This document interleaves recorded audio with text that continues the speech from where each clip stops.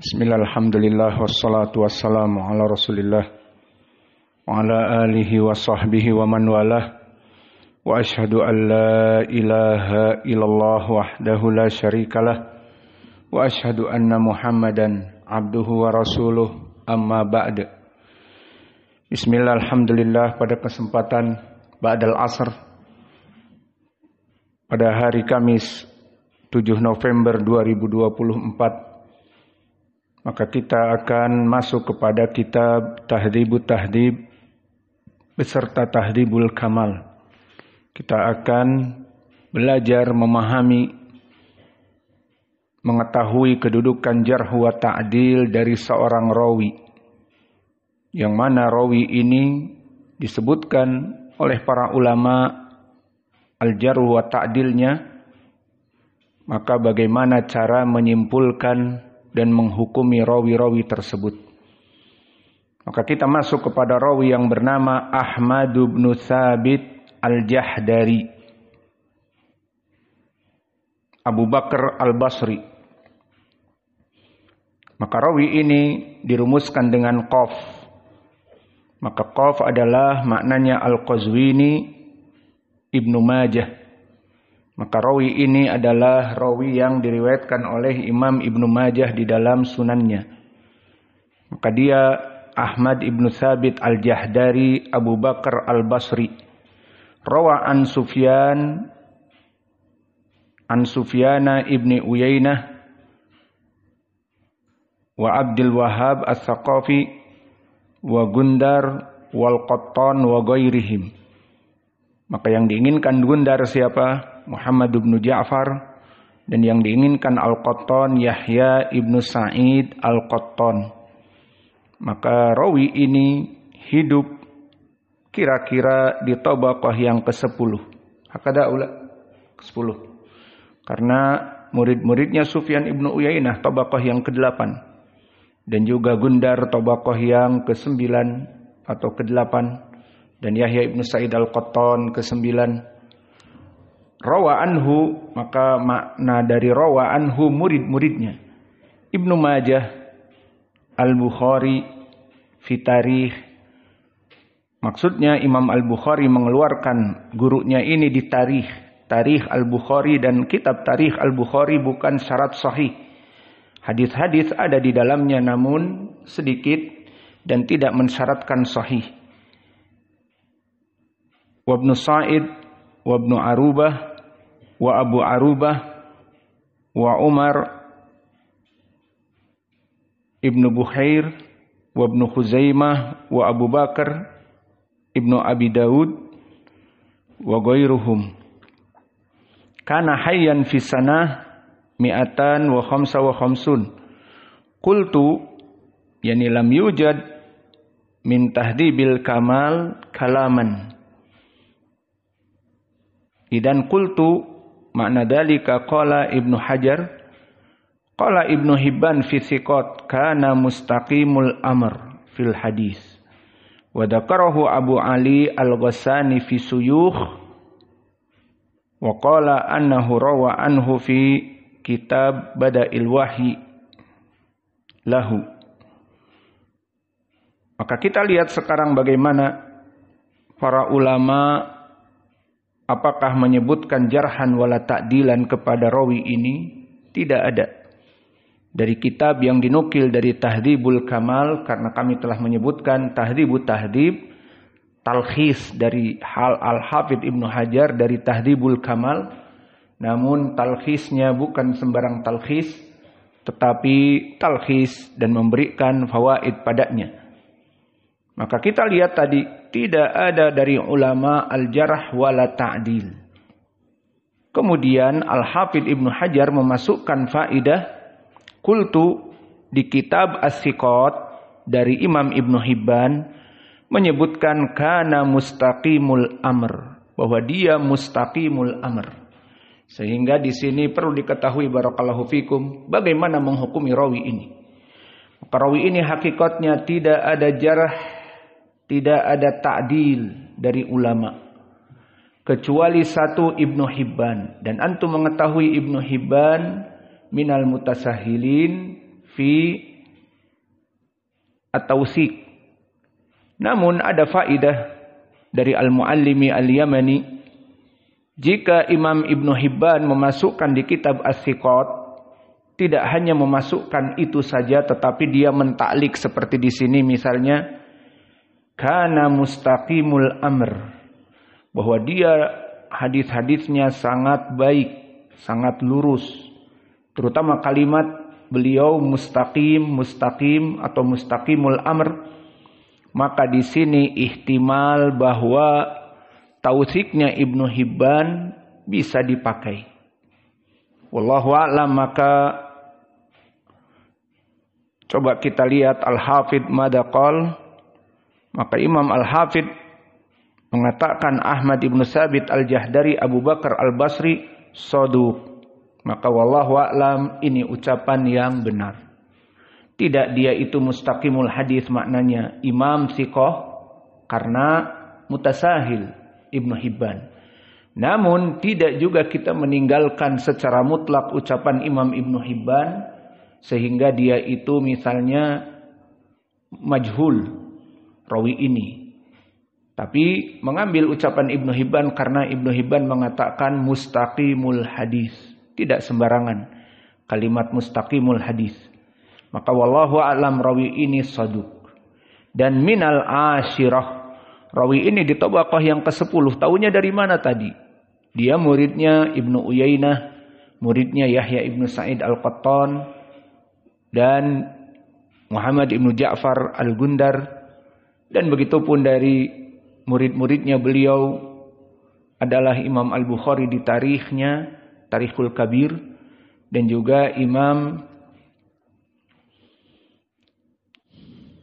Ibnu Khuzaimah tadi, dan juga Imam Ibnu Majah yang meriwayatkan hadis ini.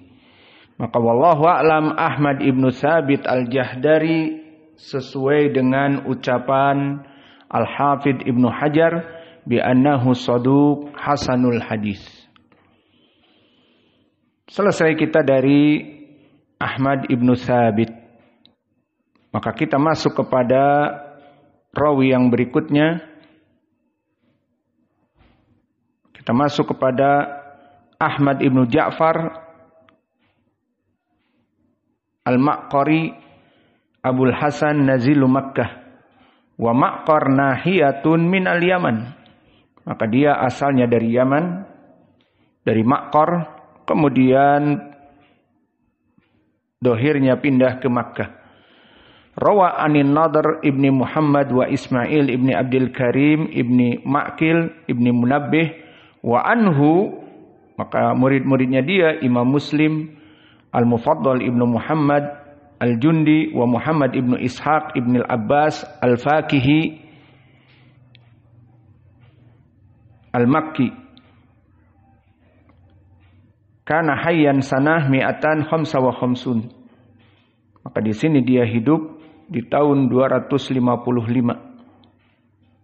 Wa dzakara Abdul Ghani fi tarjimatihi annahu rawa an Sa'id ibni Bashir wa Qais ibni Rabi wa huwa wahmun fa innahu lam yudrikhuma. Qultu innama rawa anin Nadhr anhuma wa qala al-Likai yukna Aba Ahmad. Maka di sini lihat rawi ini dari segi tabaqah, dohirnya dia di tabaqah yang di bawah Imam Ahmad ke-11. Iya, dohirnya seperti itu. Maka rawi ini di tabaqah yang ke-11, dan antum lihat tidak ada dari ucapan para ulama yang menjarah dan yang mentakdil. Bahkan tidak ada ucapan dari Imam Ibnu Hibban yang mengatakan mustaqimul hadis seperti Ahmad Ibnu Sabit. Maka wallahu a'lam, rawi di sini sekarang adalah majhulul hal. Dan majhulul hal rawi yang unknown, tidak diketahui oleh para ulama. Maka nanti antum di saat mentahqiq hadis mendapati rawi keadaannya seperti ini, tidak dijarah dan tidak ditakdil. Nah, dikatakan majhulul hal. Taib al-an Ahmad ibnu Ja'far, kita lihat takrib. Ahmad ibnu Ja'far al-Ma'qari bifathil mim wa kasrul qaf al-Ma'kiri nazilu Makkah, maka dia asalnya dari Yaman. Dan nazilu Makkah, makna nazil adalah pindah dan tinggal di Makkah. Maka dia menjadi mukim, penduduk orang Makkah. Kalau di zaman now pindah kewarganegaraan dari Yaman menjadi orang Saudiyah di Makkah. Itu makna nazil. Dia sudah resmi tinggal di sana. Zaman dulu hidup nikmat, tidak butuh kepada visa, tidak butuh kepada iqamah ataupun izin tinggal ataupun menjadi kewarganegaraan. Di zaman dulu bebas. Maka dia tinggal berpindah ke Makkah dan duduk di Makkah lama, maka dijadikan penduduk ahlu Makkah. Maka lihat di sini minal hadiyati asyara, min al hadiyati asyrata. Maka dia di tabaqah yang ke-11, di bawah dari Imam Ahmad dan sepantaran dengan Imam Al-Bukhari. Dan apa dikatakan oleh Al-Hafidh? Makbul. Perlu diperhatikan kalimat makbul. Coba antum lihat di muqaddimah. Makna dari makbul diitlakkan kepada rawi yang sangat sedikit hadisnya, atau rawi yang dia itu tidak diketahui keadaannya, seperti majhulul hal. Itu di muqaddimah ada. Dan begitu pun di sini rawi ini tidak diketahui keadaannya, maka dia rawi yang majhulul hal. Namun istilah Al-Hafidh di takrib dia menyebut dengan makbul. Maka di takrib kebanyakan Al-Hafidh Ibnu Hajar menyebutkan rawi-rawi yang majhul hal dengan makbul. Lalu kita katakan majhulul hal. Apa makna majhulul hal? Majhulul hal, dia mempunyai murid. Tadi disebutkan murid-muridnya. Dan dia dalam keadaan ada dan mempunyai murid.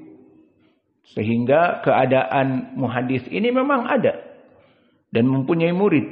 Dan muridnya lebih dari 3. Namun para ulama diam atas rawi ini. Karena rawi ini kurang masyhur. Karena rawi ini tidak diketahui.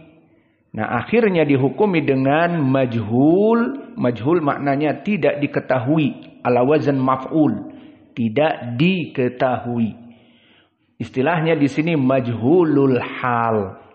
Hal itu keadaan, jadi majhul, tertutupi, tidak diketahui keadaan jarhu wa ta'dilnya.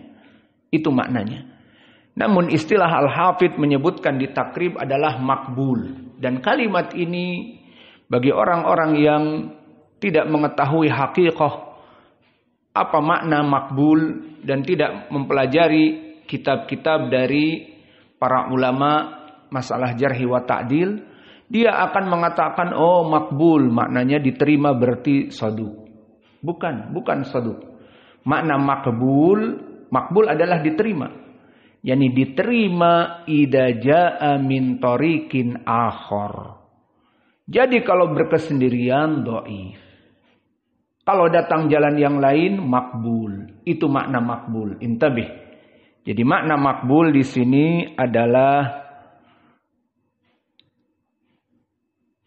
diterima hadisnya jika datang di riwayat yang lain, dan jika berkesendirian maka dia dhaif, dan itu yang diinginkan oleh Al-Hafidh. Makna makbul majhulul hal. Maka rawi ini jika berkesendirian majhul, tidak diterima hadisnya.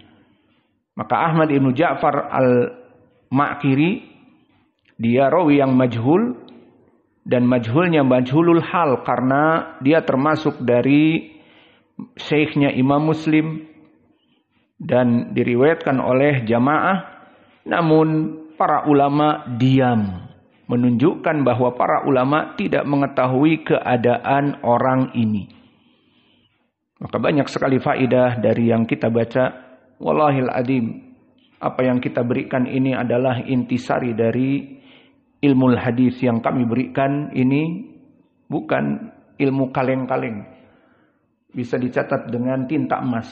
Dan kami sering menulis faidah-faidah yang agung seperti ini dari zaman kami Syekh Mukbil atau masyayikh muridnya Syekh Mukbil. Kita kalau duduk di maktabah mungkin seharian bisa mendapatkan faidah seperti ini. Namun dengan duduk dengan para ulama, maka kita bisa menulis dalam waktu 1 menit faidah yang agung. Maka itu adalah kenikmatan orang-orang yang belajar talaki dengan guru langsung. Coba kalau kalian masuk dengan kita sistem kelas. Si Usamah baru 3 bulan masuk kelas 1, kelas 2, kelas 3, kelas 4, kelas 5, kelas 6 tahun. Setelah itu bla bla bla.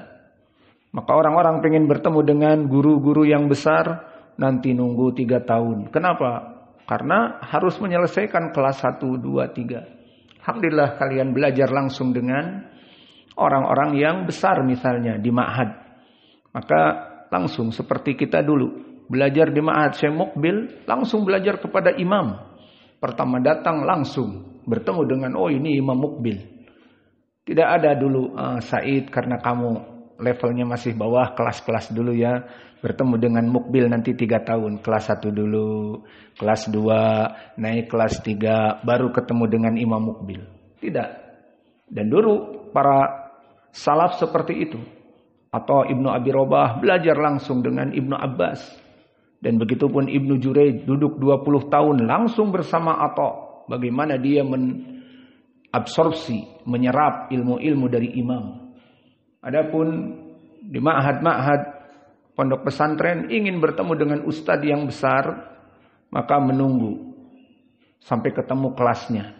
Karena ustadz besar itu mengajar di kelas 5 dan kamu sekarang baru masuk di tes kelas 1, berarti baru 4 tahun kamu ketemu dengan ustadz besar itu. Paham tuh? Maka paling bertemu dengan ustadz itu kalau begitu kapan? Ya paling muhadharah. Kamu kalau mau ikut muhadharah itu juga nggak di tempatnya. Muhadharahnya di masjid luar. Seperti itu. Maka bersyukurlah dengan sistem yang ada dengan kita, sehingga sistem kita ini memang memberikan waktu yang cepat kepada para penuntut ilmu. Dan jangan disia-siakan kalian di sini menuntut ilmu 3 tahun, 4 tahun, kemudian kita kirim ke Yaman. Jangan sia-siakan waktunya. Terus menimba ilmu. Tambah lagi. Termasuk yang ketiga, rawi yang ketiga, Ahmad ibnu Janab.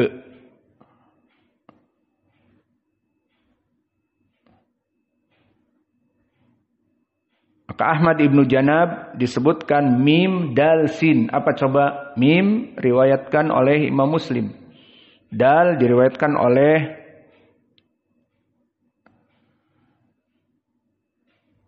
mim dal sin. Mim dal Abu Daud, sin Imam An-Nasai.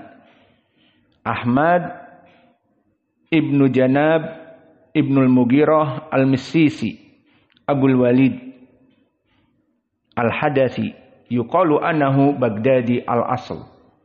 Rawa an Isa ibnu Yunus wal Hakam ibnu Dhahir